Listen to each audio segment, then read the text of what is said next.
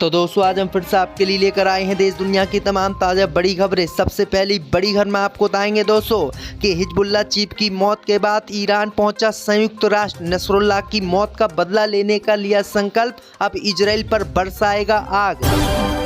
गुजरात के योगी बने भूपेंद्र पटेल, एक साथ 9 मस्जिदों पर चलवा दिया बुलडोजर, भड़के मुसलमान। जम्मू कश्मीर में विधानसभा चुनाव के बीच मुस्लिम देशों के संगठन ओआईसी से मोदी सरकार को लगा झटका। ओआईसी ने फिर से छेड़ा कश्मीर का मुद्दा, भारत पर की जमकर बयानबाजी। यूपी के फर्रुखाबाद में 18 यादव परिवारों के घर पर योगी आदित्यनाथ ने चलवाया बुलडोजर, तो भड़के अखिलेश यादव, योगी को बताया जाति देखकर बुलडोजर चलवाने वाला। हरियाणा में बीजेपी का बागी नेताओं पर एक्शन, रणजीत चौटाला समेत 8 को पार्टी से 6 साल के लिए निकाला। तो दोस्तों सभी खबरों को आपको एक एक कर बताने वाले हैं, वीडियो को लाइक कर चैनल को सब्सक्राइब कर दें। इसी बीच पर तो दोस्तों अगली खबर की ओर, तो हिजबुल्लाह चीफ की मौत के बाद संयुक्त राष्ट्र पहुंचा ईरान। नसरुल्लाह की मौत का बदला लेने का लिया संकल्प, इजराइल पर करेगा ईरान बदला। जो दोस्तों आपको बता दें कि हिजबुल्लाह नेता हसन नसरुल्लाह की हत्या और इजराइल हिजबुल्लाह में बढ़ते तनाव के बीच ईरान संयुक्त राष्ट्र पहुंच गया है और संयुक्त राष्ट्र सुरक्षा परिषद की आपातकालीन बैठक बुलाने की ईरान ने मांग की है। इसके साथ ही ईरान ने हिजबुल्लाह के नेता नसरुल्लाह की हत्या का बदला लेने का संकल्प भी लिया है। लेबनान के हिजबुल्लाह ने शनिवार को पुष्टि की है कि उसके नेता सैयद हसन नसरुल्लाह दक्षिणी बैरूत में इजरायली हवाई हमले में मारे गए हैं। इससे मध्य पूर्व में हड़कंप मच गया। ईरान के सर्वोच्च नेता अयातुल्लाह अली खामनोई द्वारा बदला लेने की चेतावनी से युद्ध छिड़ने की संभावना बढ़ गई है। ईरान ने इजराइल की कार्रवाइयों पर संयुक्त राष्ट्र सुरक्षा परिषद की आपातकाल बैठक बुलाने का आह्वान किया है। इस बीच संभावित जवाबी कार्रवाई की आशंका में इजराइल के सुरक्षा बलों को हाई अलर्ट पर रखा गया है। नसरुल्लाह की हत्या की बदला ईरान अब लेने वाला है और ईरान कभी भी इजराइल पर हमला कर सकता है। इसी बीच पर तो दोस्तों अगली खबर की ओर, तो गुजरात के योगी बने भूपेंद्र पटेल, एक साथ 9 मस्जिदों पर गुजरात में चलवा दिया बुलडोजर, भड़के मुस्लिम। दोस्तों आपको बता दें कि गुजरात की भूपेंद्र पटेल सरकार ने शनिवार को राज्य के इतिहास का सबसे बड़ा अतिक्रमण रोधी अभियान चलाया। इस दौरान सोमनाथ मंदिर के आसपास के इलाकों में स्थित मुसलमानों की बस्तियां ध्वस्त कर दी गईं। बताया जा रहा है कि ध्वस्त इमारतों में 9 मस्जिदें, 45 पक्के मकान शामिल हैं और ये सभी मुसलमानों के थे। इस अभियान के दौरान 135 लोगों को हिरासत में भी लिया गया। बीती रात चलाए गए इस अतिक्रमण रोधी अभियान में 102 एकड़ की सरकारी जमीन को खाली कराया गया है।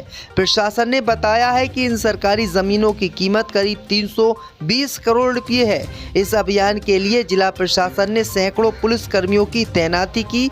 अतिक्रमण रोधी इस कार्य में 52 tractor, 58 bulldozer, 5 truck, 2 hydra crane, 2 ambulance और 3 दमकल की गाड़ियां शामिल थी। वहीं आपको बता दें कि जब 9 मस्जिदें टूटी और मुसलमानों के घर टूटे तो अब मुसलमान भड़के हुए हैं और गुजरात की बीजेपी सरकार के खिलाफ सुप्रीम कोर्ट जाने की बात कह रहे हैं। दरअसल आपको बता दें कि बीजेपी शासित राज्यों में मुसलमानों के घरों पर ही सिर्फ बुलडोजर चलाया जा रहा है और किसी के घरों पर बुलडोजर नहीं चलाया जाता है, जबकि सुप्रीम कोर्ट ने बुलडोजर चलाने पर रोक लगा दी। उसके बावजूद भी जो है किस तरह से बीजेपी सरकार ने बुलडोजर चलवाए हैं। इसी बीच पर तो दोस्तों अगली खबर की ओर, तो इस्लामिक राष्ट्रों की जमात ओआईसी ने फिर छेड़ा कश्मीर का मुद्दा, भारत पर की जमकर बयानबाजी।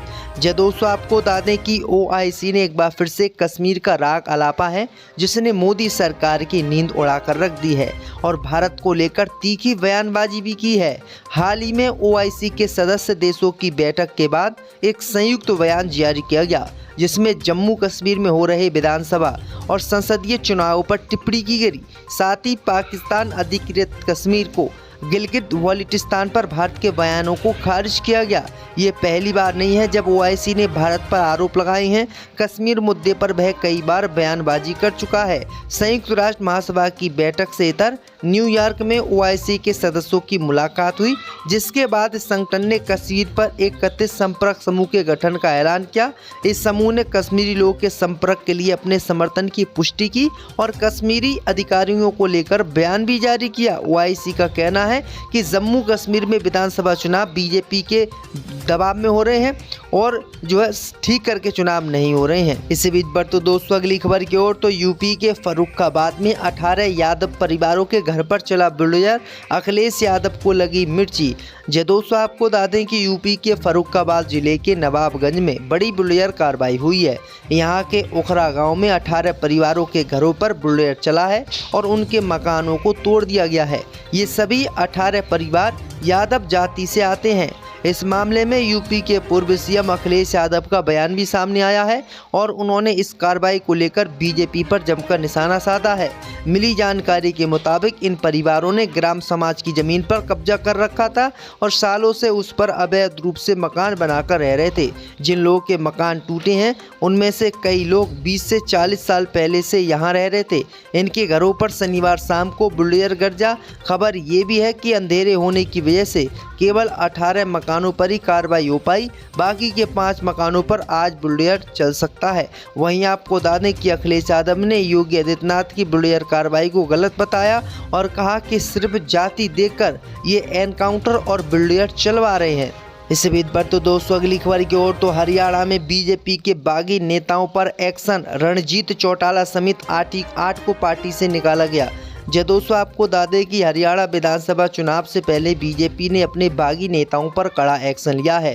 बीजेपी के आधिकारिक उम्मीदवारों के खिलाफ चुनाव लड़ने को लेकर 8 बीजेपी के बागी नेताओं को 6 साल के लिए पार्टी से निष्कासित कर दिया गया है। इन नेताओं में संदीप गर्ग, रणजीत चौटाला, जिलेराम शर्मा, देवेंद्र कादियान, बच्चन सिंह आर्य का नाम शामिल है। दरअसल आपको बता दें कि हरियाणा विधानसभा चुनाव में टिकट न मिलने के कारण ये नेता बीजेपी से नाराज हुए और बीजेपी के खिलाफ इन्होंने जो है निर्दलीय चुनाव लड़ने का ऐलान किया। इसी मामले को लेकर भाजपा ने इन्हें पार्टी से निकाल दिया। जो है किस तरह से बीजेपी सरकार ने बुलडोजर चलवाए हैं। इसी बीच पर तो दोस्तों अगली खबर की ओर, तो इस्लामिक राष्ट्रों की जमात ओआईसी ने फिर छेड़ा कश्मीर का मुद्दा, भारत पर की जमकर बयानबाजी। जी दोस्तों, आपको बता दें कि ओआईसी ने एक बार फिर से कश्मीर का राग अलापा है, जिसने मोदी सरकार की नींद उड़ाकर रख दी है और भारत को लेकर तीखी बयानबाजी भी की है। हाल ही में ओआईसी के सदस्य देशों की बैठक के बाद एक संयुक्त बयान जारी किया गया, जिसमें जम्मू कश्मीर में हो रहे विधानसभा और संसदीय चुनावों पर टिप्पणी की गई। साथ ही पाकिस्तान अधिकृत कश्मीर को गिलगित बाल्टिस्तान पर भारत के बयानों को खारिज किया गया। ये पहली बार नहीं है जब ओआईसी ने भारत पर आरोप लगाए हैं। कश्मीर मुद्दे पर वह कई बार बयानबाजी कर चुका है। संयुक्त राष्ट्र महासभा की बैठक से इतर न्यूयॉर्क में ओआईसी के सदस्यों की मुलाकात हुई, जिसके बाद संगठन ने कश्मीर पर एक कथित संपर्क समूह के गठन का ऐलान किया। इस समूह ने कश्मीरी लोगों के संपर्क के लिए अपने समर्थन की पुष्टि की और कश्मीरी अधिकारियों को लेकर बयान भी जारी किया। ओआईसी का कहना है कि जम्मू कश्मीर में विधानसभा चुनाव बीजेपी के दबाव में हो रहे हैं और जो है ठीक करके चुनाव नहीं हो रहे हैं। इसी बीच पर तो दोस्तों अगली खबर की ओर, तो यूपी के फर्रुखाबाद में 18 यादव परिवारों के घर पर चला बुलडोजर, अखिलेश यादव को लगी मिर्ची। जी दोस्तों, आपको बता दें कि यूपी के फर्रुखाबाद जिले के नवाबगंज में बड़ी बुलडोजर कार्रवाई हुई है। यहाँ के उखरा गांव में 18 परिवारों के घरों पर बुलडोजर चला है और उनके मकानों को तोड़ दिया गया है। ये सभी 18 परिवार यादव जाति से आते हैं। इस मामले में यूपी के पूर्व सीएम अखिलेश यादव का बयान भी सामने आया है और उन्होंने इस कार्रवाई को लेकर बीजेपी पर जमकर निशाना साधा है। मिली जानकारी के मुताबिक इन परिवारों ने ग्राम समाज की जमीन पर कब्जा कर रखा था और सालों से उस पर अवैध रूप से मकान बनाकर रह रहे थे। जिन लोगों के मकान टूटे हैं उनमें से कई लोग 20 से 40 साल पहले से यहाँ रह रहे थे। इनके घरों पर शनिवार शाम को बुलडोजर गरजा। खबर ये भी है कि अंधेरे होने की वजह से केवल 18 मकानों पर ही कार्रवाई हो पाई, बाकी के 5 मकानों पर आज बुलडोजर चल सकता है। वहीं आपको बता दें कि अखिलेश यादव ने योगी आदित्यनाथ की बुलडोजर कार्रवाई को गलत बताया और कहा कि सिर्फ जाति देखकर ये एनकाउंटर और बुलडोजर चलवा रहे हैं। इसी बीच पर तो दोस्तों अगली खबर की ओर, तो हरियाणा में बीजेपी के बागी नेताओं पर एक्शन, रणजीत चौटाला समेत 8 को पार्टी से निकाला गया। जी दोस्तों, आपको बता दें कि हरियाणा विधानसभा चुनाव से पहले बीजेपी ने अपने बागी नेताओं पर कड़ा एक्शन लिया है। बीजेपी के आधिकारिक उम्मीदवारों के खिलाफ चुनाव लड़ने को लेकर 8 बीजेपी के बागी नेताओं को 6 साल के लिए पार्टी से निष्कासित कर दिया गया है। इन नेताओं में संदीप गर्ग, रणदीप चौटाला, जिले राम शर्मा, देवेंद्र कादियान, बच्चन सिंह आर्य का नाम शामिल है। दरअसल आपको बता दें कि हरियाणा विधानसभा चुनाव में टिकट न मिलने के कारण ये नेता बीजेपी से नाराज हुए और बीजेपी के खिलाफ इन्होंने निर्दलीय चुनाव लड़ने का ऐलान किया। इसी मामले को लेकर भाजपा ने इन्हें पार्टी से निकाल दिया।